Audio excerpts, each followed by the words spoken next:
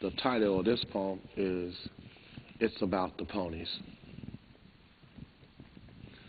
I'm at the racetrack with Zoot, and we're both drinking coffee now because the bourbon has us down. And he doesn't like how I bet.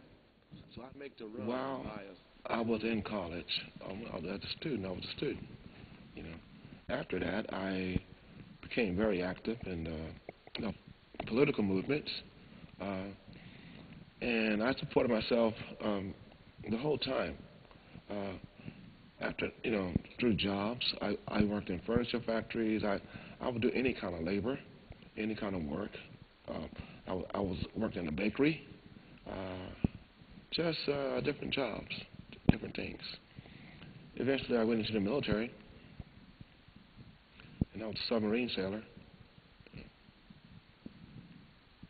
Did 10 years there, and I came out. I decided I wanted to go to school. I wanted to go back to school. And that's when I went to Warren Wilson College. Took me some time to decide, that's the school I wanted to go to, but that is the one that I decided I wanted, was Warren Wilson College. They have a pretty good reputation and for writers, and I knew somebody who went in there, and I thought, if they could go, then I need to investigate this too. So that's how I supported myself. I was working with a newspaper then in Washington, D.C., any type of job. I drove a truck. I just wanted to work as a writer. But I got in there first driving truck, and then I noticed who was writing there, and I thought I could write stuff for them. And I was going to the MFA then. I was going to grad school. So I felt like, and I had a strong argument for them. I felt like I was more qualified than the people they had writing. But it didn't happen. You start finding out how political everything is, Friends will get this job before I get it. The receptionist got that position before I got it. She had never written anything. It's just like that, Is race a factor? Well, come to think of it, none of them. They had maybe 2 black writers, but none of the new hires were that. I just thought I was qualified, and I wasn't getting it because I wasn't in the same circle, the same cliques as everybody else. When I was at UNCG, the University of North Carolina, Greensboro, as an undergrad, the black students then called me into their office, which was a dorm room.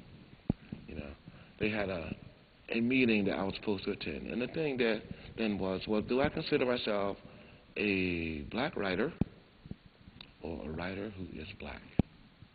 I just, see, and to me, that's political as well.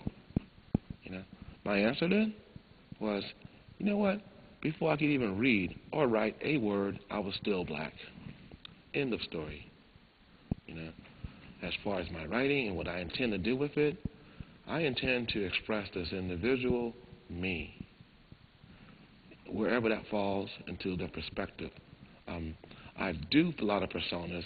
I do want people to realize that there is an unseen person walking their streets and probably cleaning their houses, and if that's something that brings them to attention, fine.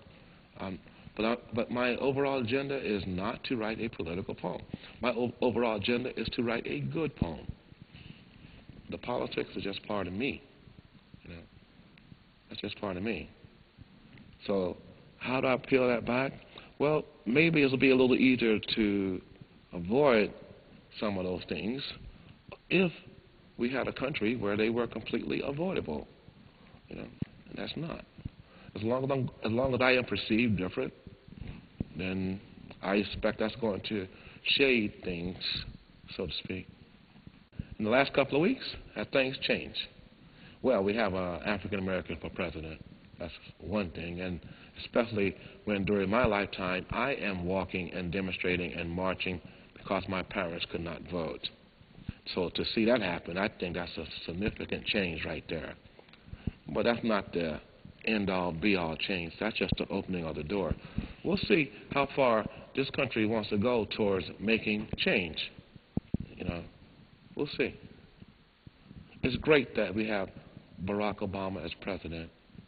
It's great. It says something to the whole world that maybe we are turning a corner on the race question that everyone avoids in this country. But we'll see. Have things changed? Well, not yet.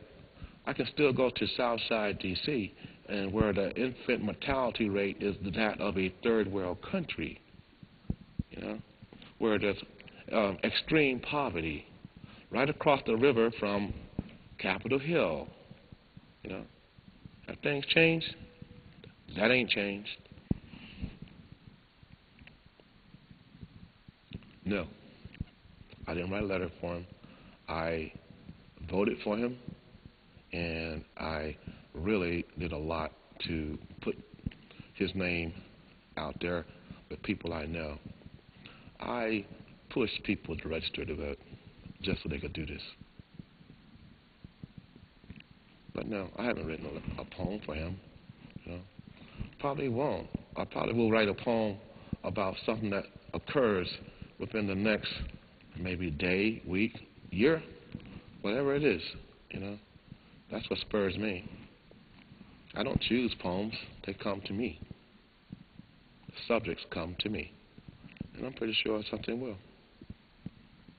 My last poem, a series of poems based on my experiences going back and forth to New Orleans for relief efforts from Katrina and the flood.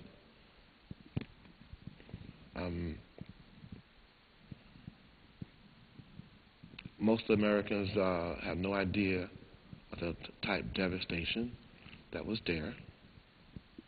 I think it's a national shame that these people are still waiting for relief years after the flood, the storm. I think the government has completely failed these people. My poems are reflecting their strengths and their losses. But it put me into what it means to lose something, what it means to struggle. And so I wrote a series of poems that grew from my New Orleans experience. But I lost the same thing that we all have lost. I'm losing time right now and seeing some real change in this world. I think I've gained. Things have been taken away, but I've gained. Well, I am getting them back. When I think about not having privilege that others have, see, that's things that have been taken away. And I've always been the type person that would just go ahead and go for it. That's how I regained them. I put myself through school. Nobody else put me through school. I put myself through there. I educated myself. Yeah, I came through the school system, but it's an effort that I made myself. I made an effort to continue that type of learning. I made an effort to take what I know into the community and teach others. That's how I get it back. And he doesn't like how I bet. So I make the run and buy us 2 grande styrofoam cups. I take the long shots black with sugar. He reads the racing forms and tracks how the local ponies ran the last 4 Fridays at Pimlico. He contends good horses only lose when the jockeys stop whipping them. So he digs slap-happy drivers and always checks to see who's holding the reins.